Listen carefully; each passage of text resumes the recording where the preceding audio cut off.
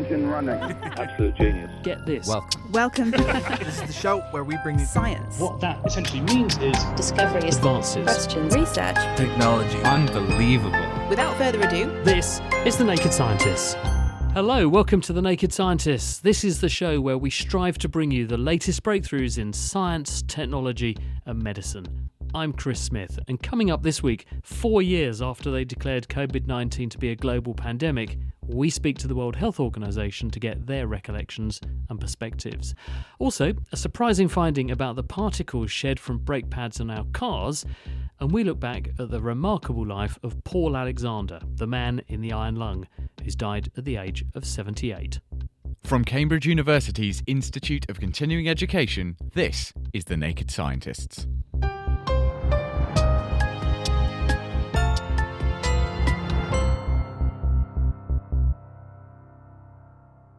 It's been 4 years since the World Health Organization first declared COVID-19 to be a pandemic. The ensuing outbreak, which left millions dead, was the worst in more than a century. It also severely hampered the education of children and students worldwide, and strict lockdowns battered the global economy. I asked one of the key players at the World Health Organization for her recollections of the situation 4 years ago and the questions that we still need answers to today about where the virus came from. My name is Maria Van Kerkhove. I work for the World Health Organization. I'm the interim director of the Department of Epidemic and Pandemic Preparedness and Prevention. And during the COVID-19 pandemic, I am also our health operations and technical lead. This week, 4 years ago, we reached the point where WHO characterized the global situation as being in a pandemic. And it's significant in many ways because it's where the world woke up to the threat of COVID. The anniversary actually should have been the 30th of January 2020 when we declared COVID, it wasn't even called COVID at the time, a public health emergency of international concern. And that date in 2020 should have been the time where the entire world and governments activated their systems to tackle this unknown threat so that we could have potentially prevented a pandemic. Was the threat recognised and realised by people at that point? Did they know and were just hoping it would stay a Chinese problem? Or was there an element of, well, no one's done anything yet, so we'll just go business as usual until they do? I think that's a good question. I think the perception of what the threat was varied around the world. There were certain governments that knew the threat immediately. And that was because of the muscle memory they had because of other pathogens like SARS, like MERS, like avian influenza. You know, they knew that they needed to activate systems to sort of mitigate that potential introduction of the virus. And if it did get into their country, what they could do to buy themselves some time so that their health systems didn't get overwhelmed. I do think that much of the world did not take this seriously, despite warnings, because they thought this is a problem somewhere else in the world. You know, whereas 6 weeks prior, where we were saying it could become a pandemic, this could be something really bad. It is an emergency at a global level. Activate your systems, prepare. I don't think many governments around the world really understood that threat. Because initially the World Health Organization reassured us that there didn't seem to be any evidence this was spreading among people. Now, is that just because you were going on what you were told by China at the time, or was there questions we don't know that this is actually spreading? There were so many questions that we didn't know. Of course, early on, what was reported from China, certainly they were adamant that there wasn't any human-to-human transmission. But even before that, I mean, the first press conference that I ever did was January 14th, 2020, where I was talking about, I think there were 41 confirmed cases at the time, that there was likely some human-to-human transmission among families. But for us, we had already issued guidance about preventing human-to-human spread. And I had articulated the hallmarks of what coronaviruses were because we have experience with SARS coronavirus, with MERS coronavirus, and the hallmarks of these types of pathogens, this viral family, are super spreading events. We did have some warnings out there. Certainly there were mixed messages from China. We were very frustrated with this. We've been extremely vocal about this over time. Nothing I'm saying right now is new. Regardless of what was being released from China, there were a lot of questions about transmission. How is it transmitted? Who is most effective? How do we stop it? One of the biggest questions we had in the beginning was around household attack rates. what was happening within the families themselves, to kind of understand how transmissible this was. But there was so much uncertainty in the beginning. You actually went to China, didn't you, in February 2020? Were they cooperative and supportive of your endeavours, Maria? Because you were one of the, and have been one of the few people who have stood up and vocally not let them off the hook when you think that they have not done the right thing. So back then, even in February 2020, were they supportive or were they trying to obfuscate? When we were there in February 2020, so I'm not talking about the first few weeks of the pandemic. And yes, I have been very vocal about calling out China, and other countries for that matter, when they don't release the information. A lot of that relates to the origins of COVID-19. You and I have spoken about that before.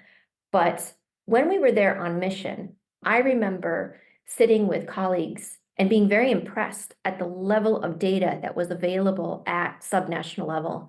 And I remember speaking to our counterparts at China CDC and saying, why aren't you releasing this information? Why aren't you making these sit reps available?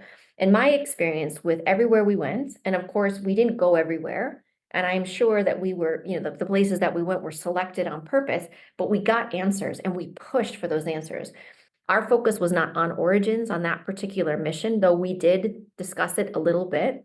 Our focus was really on understanding what was happening, what this virus was doing, the disease it was causing, and what could be done, and how do we inform the rest of the world. And at that time, the most heavily affected country was China. On that latter point, you mentioned origins, and it's not a question that's gone away. We still don't have satisfactory answers, and the WHO have asked questions of China about this, and they haven't been very forthcoming, have they? So how are you working towards trying to get us closer towards understanding why this happened, without finger pointing, but why this happened, and therefore how we can prevent it again? I think that's the point. It's not about finger pointing. It's really trying to understand. The origins of COVID-19 is still open. The only ability we have is to assess available information. And the key here is available information. We've asked multiple questions, not just questions. There are recommendations of studies that need to be done. There's assessments that we want to have happen, and interviews to happen with labs that were in the areas in Wuhan where the first cases were identified. And we don't have the answers to this, despite repeated requests on this. We don't have the results of studies that follow or that trace those animals that were sold at the Huanan seafood market back to their source farms. We don't have that information. I mean, most of the available information does suggest that we do have a zoonotic origin, that the market played a very important amplification role, but the market is not the origin of COVID. The market is potentially where susceptible animals were sold, where people were infected. But the question for us is, where do those animals come from? And then, of course, we have to look at the whole spectrum of the potential hypotheses, what might have happened. And one of those is looking at a breach in biosafety, biosecurity. We still can't answer that question because we still have not had the audits and the interviews with the labs, despite repeated requests. So we're working with SAGO, our advisory group, to try to advance this. But the only thing that they're able to do is evaluate and provide an independent evaluation, away from politics, away from any of this, conspiracy type discussions, but really rooted in science. But you can only evaluate data. And I think the last time we spoke, there was the release of information and data from 2020 from the market, which infuriated me.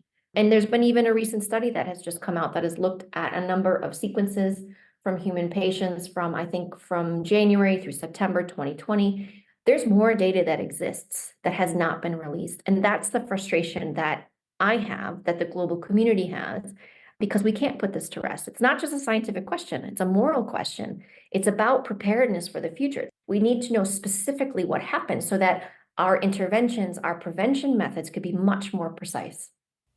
Thanks very much to Maria van Kerkhove from the World Health Organization in Geneva. The former head of the NATO military alliance, Anders Fogh Rasmussen, has said that politicians should not ignore security threats in space.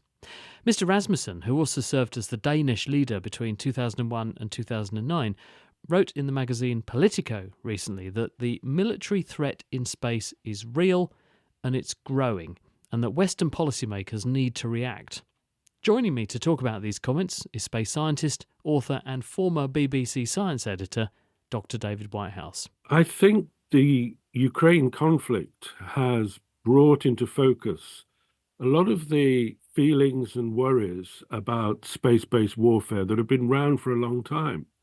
I mean, it is said in space warfare history that the Persian Gulf War of 1991 was the first space war in which space assets were a real importance to finding out what was going on the ground and directing conflict. The Ukraine is the first two-sided space war in the sense that Ukraine is not a space power, and yet it's been able to use space resources to aid its fighting in a much more efficient way than Russia has. I mean, Ukraine has used communications, and it has used commercial satellite observations to find out what's on the battlefield. Russia, you would have thought, would have a space advantage, but it hasn't because it's outdated and it's not been able to get its systems to work. So for future conflicts, and people are talking in this respect not about Russia, but about America and China, there are a lot of lessons to be learned about the importance of protecting space, the infrastructure of space during a conflict. What sorts of legislation, treaties, pre-existing agreements are there to safeguard space, if any? There are two that come to mind. The first thing that Russia did when it invaded Ukraine was hack the Viasat satellite system to disable Ukraine's communications. And Ukraine responded by using a different set of communication satellites, the SpaceX satellites launched by Elon Musk. And legally, that actually means, in terms of international law, that SpaceX is a participant in the fighting in the Ukraine. And under international law, Russia would have the right to attack a third party which is aiding its adversary. That worries people a lot. But also the recent announcement by Russia that it was thinking about some form of nuclear-powered weapon in space did force people to think again about the Outer Space Treaty, which was signed in 1967, which prohibits the use of nuclear weapons or the kinds of weapons of mass destruction in space. And people realize that actually that wording in 1967 is rather loose, and that there are ways that Russia could put a nuclear-powered weapon in space by not violating that treaty. The other thing, of course, is that space is becoming quite crowded. And there are predicted to be more than 100,000 satellites in space within the next decade. And as some people have pointed out, you don't actually even have to put a weapon in space to weaponize space, because all you'd have to do is to knock a couple of those satellites off kilter, and there'd be potentially a runaway collision effect where everything would smash into everything else, and you could cause a catastrophe and a major problem for everyone on the Earth's surface because of our reliance on space without actually having to fire anything anywhere. You're quite right. We are all vulnerable. There is a worry in the future that particularly if a nation like Russia would get desperate, it could sabotage the whole space ecosystem for everybody. Because as you said, if you blew something up in space, you could create a self-sustaining cloud of debris, which might achieve your military objectives, but it would blind you, it would blind everybody else. It would interfere with communications, with positioning, television, with not just with military, but the whole space infrastructure. You know, satellite navigation in our cars might be affected by this. So that would be a brute force, last resort strategy.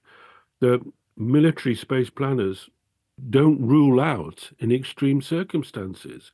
So there is a whole, as you imply, there's a whole space ecology in which society relies upon, which needs to be not only investigated in terms of how vulnerable it is and how it could be attacked in space, but needs to be updated. And it's very interesting to see the United States Space Force, which is charged with protecting the American space system and developing ways to attack the Chinese space system in the future.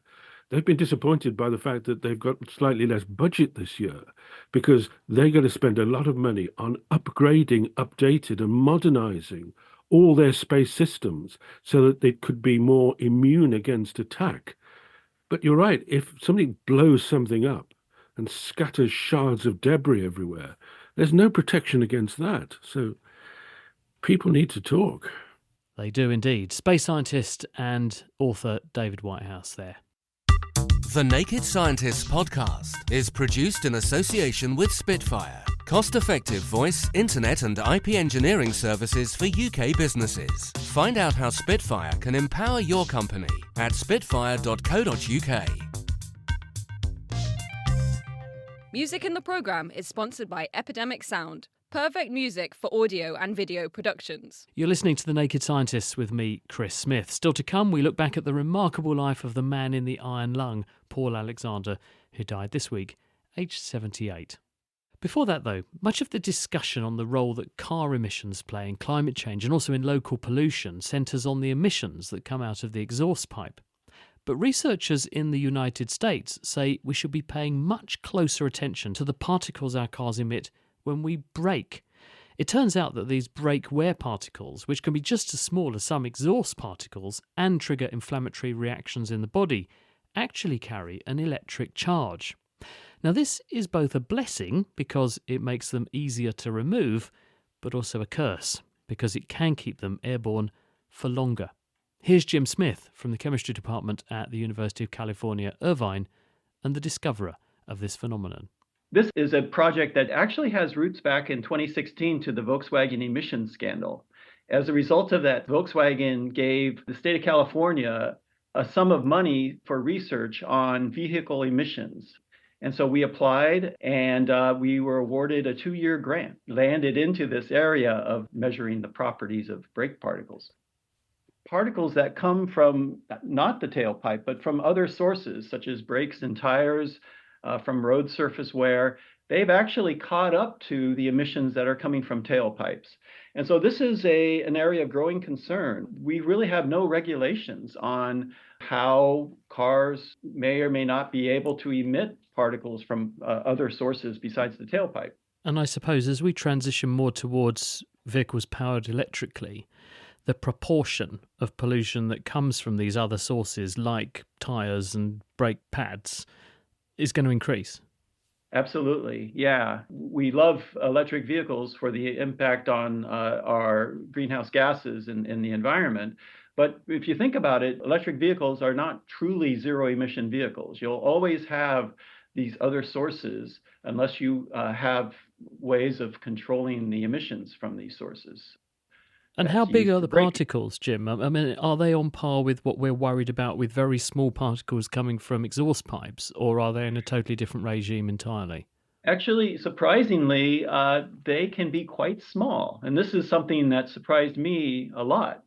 Before I started research, I thought, well, most of these must be large bits of brake material that go into the air. But you can actually create very small particles that can actually penetrate deep into the human lung and actually cause a host of different health ailments. And so we should really think of these non-exhaust emissions as being quite comparable to exhaust emissions in the actual size regime of the particles being produced. So what did you actually measure and how, and what did you find when you were looking into this? We went into our machinist workshop and we asked the machine shop if they could let us use one of their large metalworking lathes as a way of spinning the disc of a brake, built a chamber around this lathe, and we were able to replicate the action of braking. And so we brought all of our equipment in and we started making measurements, mostly of the physical and chemical properties of brakes. At that point, it didn't really occur to us to think about the charge or whether or not particles themselves might have anything other than just sort of chemical properties and a different size regime. Well, you've sort of piqued my interest now. So what's special about the charge then? Well, actually, the idea came from one of my colleagues who said, when you rub things together, you actually can create charge on surfaces. He said, well, braking is exactly that. It's rubbing two surfaces together. I wonder if particles produced by brakes could have a charge on them. I thought about that and I said, geez, that makes a lot of sense. Let's go try that out. And so we immediately were able to measure charged particles that were produced from this braking process. Very similar mechanism to what would happen with a balloon. If you just rub a balloon on a sweater or your hair, like I used to do when I was a kid, and then stick it to the wall, I used to marvel at that. That was such an interesting phenomenon. What you're doing is you're transferring electrons or charges from one surface to another. And essentially, that's what is happening with these particles. The act of breaking generates this mechanism by which charges get transferred to these particles. And you can think of these particles as little balloons that just got rubbed on a sweater and are now floating in air with all this static electricity on them. And why does that matter, the fact that the particles have a charge? Well, there's a couple of things that I think are really interesting about this. For one thing, when you take some of these particles, put them in liquid, they'll actually create a kind of oxidant that actually can be harmful to health. And so if they're charged, this provides us an avenue from which we can actually remove them from the source itself. So what's a sort of scavenging system? So as the car is making the particles, rather than them being released into the air or the road surface, you try and grab them before they get away? Yeah, so the fact that they're charged means that we can apply an electric field that will provide a force on those charged particles and allow us to sort of sweep them away before they even have a chance to exit the braking system. Our research has shown that up to 80% of the particles coming off of brakes could have a charge on them. So you could immediately remove about 80% of the particles coming from this important source of pollution using electric fields. We've predictably dwelled quite heavily on the human health implications, but are there any environmental impacts as well of particles? Can you foresee any role for these sorts of charged particles when they go beyond where they might hurt us directly and be doing things environmentally? Yeah, so an insight into this actually comes from research that's being done on dust particles in the atmosphere. It turns out there's been a big mystery in the field of atmospheric science, which is how is it that relatively large bits of dust that come, say, from the Sahara Desert can actually stay in the air for weeks at a time? And it turns out these particles, in much of the same way that these brake particles are acquiring charge, actually acquire a little bit of charge in the process of being swept off of the desert. A lot of people know that the Earth has a magnetic field. Well, it turns out the Earth actually has a very weak electric field as well. Even though the Earth itself is neutral in charge, the surface of the Earth has a very slight negative charge. And the base of a cloud, say, for example, in the atmosphere, will have a very slight positive charge. It's a very small effect, but it can actually have a profound effect on allowing charged particles that have this sort of static electricity on them, to actually remain suspended a lot longer in the air than what would normally be the case if they were neutral or particles that didn't have any charge at all. So, by being charged, the brake particles could be destined to spend much longer in the air, potentially doing more harm in the process. My thanks go there to Jim Smith from the University of California, Irvine. That study just came out in the journal PNAS. A polio survivor who lived inside an iron lung for most of his life has died just recently at the age of 78. Rhys James reports. Paul Richard Alexander was born on the 30th of January 1946 in Dallas, Texas. He was a bright and able student, but succumbed to a widespread outbreak of polio, which was common even in first world countries until the 1953 rollout of a highly effective vaccine. But that was too late for many, including Paul, who were either killed or left with serious disabilities after contracting it. Polio is a particularly cruel disease because it mostly affects children under 5 years old. That said, it is possible to contract it later in life, and America's longest-serving president, Franklin Delano Roosevelt, was diagnosed with it at the age of 39. For the majority, the infection is largely asymptomatic, with few or no symptoms. But in about 1% of cases, the virus, which infects only humans and spreads through the air, feces and in contaminated water, attacks the central nervous system, targeting the motor neurons that control our muscles. It robs them of their nerve supply and leaves victims with weakness and paralysis. In the summer of 1952, Paul Alexander, who was just 6 years old, began to suffer from pounding headaches, lethargy and a stiff neck. His symptoms worsened and suspicions grew that he had contracted polio. Indeed, many of the public amenities in Texas, such as bars, cinemas and churches, had been closed in order to curb the spread of the virus. Nevertheless, cases continued to grow unabated. When it was confirmed that Paul had polio, He was taken to Parkland Hospital in Texas. He was so ill that nobody expected him to live and almost died before it was spotted that he wasn't breathing. Paul underwent a life-saving tracheotomy so he could be ventilated, and when he awoke he found he was paralysed from the neck down and encased in a metal cylinder called an iron lung, with just his head poking out at the top. He would spend the vast majority of the rest of his life inside the medical contraption. But how exactly did the iron lung keep him alive for so long? The polio infection effectively destroyed the nerve supply to the muscles that move Paul's chest and diaphragm, so he couldn't breathe for himself. The iron lung rhythmically pulled air in and out from the box he was laying in. This periodically dropped the pressure inside to below atmospheric pressure, so the higher the air pressure in the surroundings pushed air into Paul's chest, inflating his lungs. Paul, however, did not let his illness or his iron lung define him. Following an 18-month stint in hospital, he was allowed to return home. His parents rented a generator and a truck for his iron lung, and with the help of his therapist, he began to practice breathing techniques that would allow him to leave the iron lung for short periods of time. Paul was one of the first homeschooled children in Texas, and on graduation from high school, he attended Southern Methodist University. In 1984, he gained a law degree from the University of Texas in Austin. Paul was admitted to the bar 2 years later and practiced as a lawyer for a number of years, managing to leave his iron lung and attend court in his wheelchair for a few hours at a time. In later life, Paul would continue to attempt new challenges, including writing a memoir, which took him years to compose using the plastic stick to type on a keyboard and dictating to a friend. He also joined the social media site TikTok in the months before his death, and he was recognised by Guinness World Records as the person who lived the longest in an iron lung. Paul's brother, Philip Alexander, told the BBC how he would be remembered.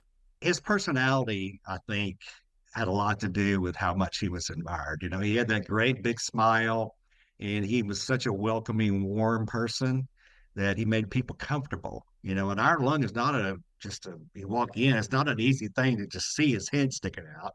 You know, immediately I would kind of go into shock. I've seen that happen a lot. So, but he had that big smile and warm heart, and just loved to talk to people. So he put people at ease immediately. That was Paul Alexander's brother Philip, paying tribute to him. Health practitioners have made huge strides in tackling polio in recent years. Since 1988, wild poliovirus cases have decreased by more than 99%, thanks largely to a hugely successful vaccination campaign. Of the 3 strains of wild poliovirus, type 1, type 2 and type 3, wild poliovirus type 2 was eradicated in 1999, and wild poliovirus type 3 was eradicated in 2020. As of 2022, endemic wild poliovirus type 1 remained in just Pakistan and Afghanistan. Rhys James, looking back on the life of Paul Alexander, who died at the ripe old age of 78. Well, it's time now to join Will Tingle for our question of the week, which is sponsored by Clam XAV, the anti-malware software that protects your Mac without compromising on performance. It's been tried and tested by us, and Clam XAV provides top quality malware and virus protection for your Mac that definitely won't slow down your computer. And better still, listeners to The Naked Scientist can get 20% off their first year.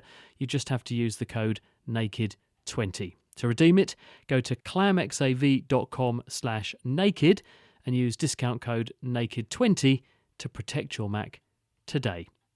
Will, over to you, and this question sent in to us by James. Why are radiators double-sided when one side pretty much always goes against the wall? Could they be more asymmetrical and push more heat into the room? Cheers. Good question, James. And to answer it, we have turned to the expertise of the University of York's Dr. John Bissell. I think there are 2 sides to this. One is making sure that radiator works well to heat the room, and the other is the manufacturing element, which is making sure that the radiator is cheap to fabricate. Radiators is a bit of a strange name because I think the perception is that they transfer most of their energy through radiating.